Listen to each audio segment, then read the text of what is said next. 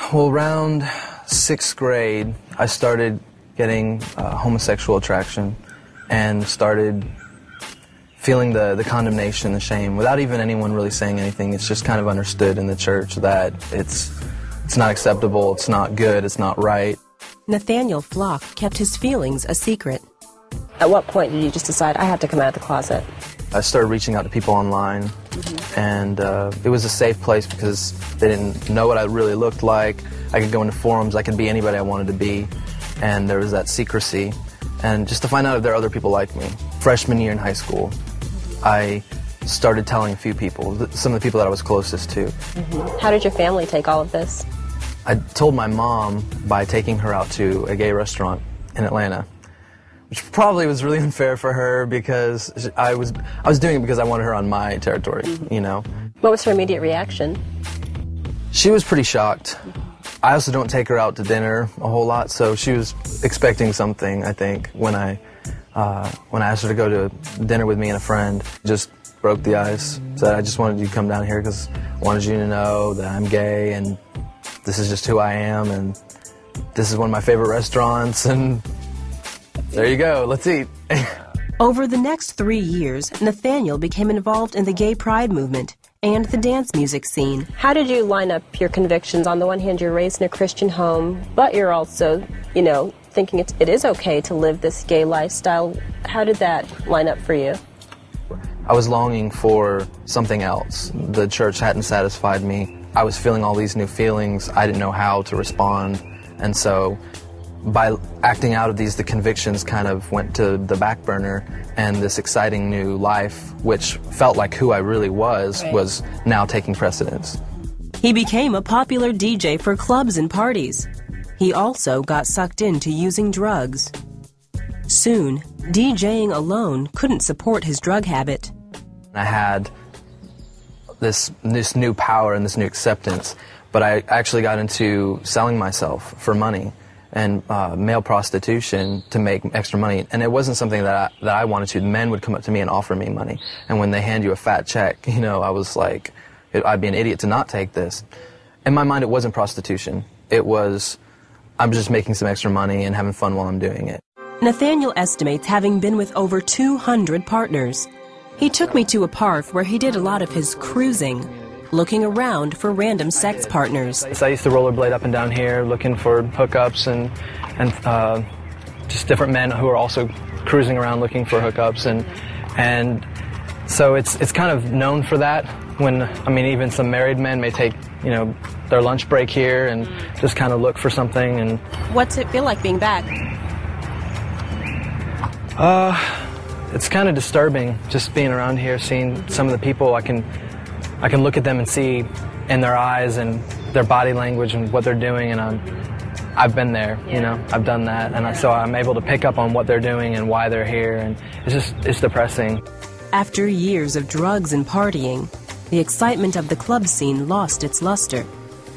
Everyone tries to act happy because they're all caught in this cycle, and they feel they can't get out, so we have to make ourselves happy to compensate.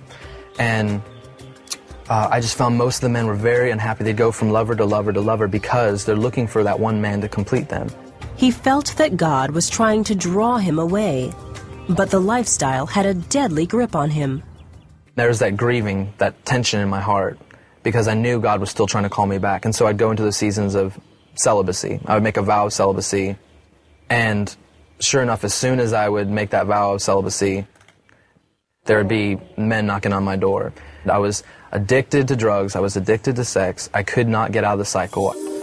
That is, until one night when Nathanael had a remarkable nightmare. He was drowning as a huge snake wrapped itself around his body. But far off, he saw a wall with a cross. As long as I could keep my eye on the cross, I could get close enough to it. So I finally touched it, and as soon as I did, for the first time ever in my sleep life, I could remember that there's a God and I can pray to him. And as soon as I said, Jesus, save me, the water and the snake disappeared. And I woke up, and when I woke up, it was like these scales had fallen off my eyes, like literally a veil had been lifted, and now I was seeing the world right side up. that morning, God's voice was so loud and clear, and he was saying, leave the guy you're with. You need to call your parents, tell them everything, you need to repent to them, you need to get right, you need to move back up there, get plugged into their church. I mean, I'm weeping and I'm writing all of these things down. His voice is so clear. Nathanael asked Jesus to forgive and save him. He returned home to live with his parents, began attending church and growing in his relationship with God. He quit the drugs, yet his homosexual feelings didn't go away. I remember the pastor was preaching on about following God, and that requires you to leave things behind, and you have to keep moving if you're going to follow God. And I felt the Lord pressing so hard into my heart, you have to forsake homosexuality, you have to denounce this. And so I prayed a really scary prayer that night. It was one of the scariest prayers I've ever prayed. And I released it, I surrendered it to the Lord, and I said, I want what you want for me, and if being with a woman is your best for me, then I say yes to that. I denounce and I renounce my agreement with this as who I am, that I want to be who you want me to be. And it wasn't even a week later. I just recently looked at my journal. It wasn't even a week later, and my heart was already turning, and all of a sudden, I was wanting a wife, and I was wanting children, and it burned in me for about 4 or 5 months. It was all I could think about. The day came when Nathanael saw Tiffany, a beautiful girl at church. He wanted to ask her out. Were you nervous? I was nervous, and it was a faith journey because my feelings hadn't caught up to my faith and what God was telling me to do. I felt out of my element, you know, and but I knew that God had chosen her for. I was so certain of it, and so he gave us this amazing day where I asked her if she felt the same way, if we can continue in more than just friends, and because I don't like the term dating. Yeah. I consider courtship important, and so I talked to her dad and asked her dad if I could court his daughter. Nathanael and Tiffany courted for 7 months. They saved their first kiss for their wedding day. You may now kiss your bride. So what is life like for you now? 5 years ago, if you had told me I would be where I am right now, I would have laughed at you. But here we are. I'm married. I have a baby on the way. I'm full-time missionary at a house of prayer with an amazing family and community I'm plugged into. I couldn't ask for anything else right now.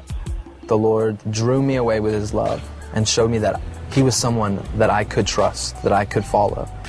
He waited for me and didn't let me go. He kept reaching for me and waiting for me to come back to him. I'm most thankful for his patience with me and his mercy.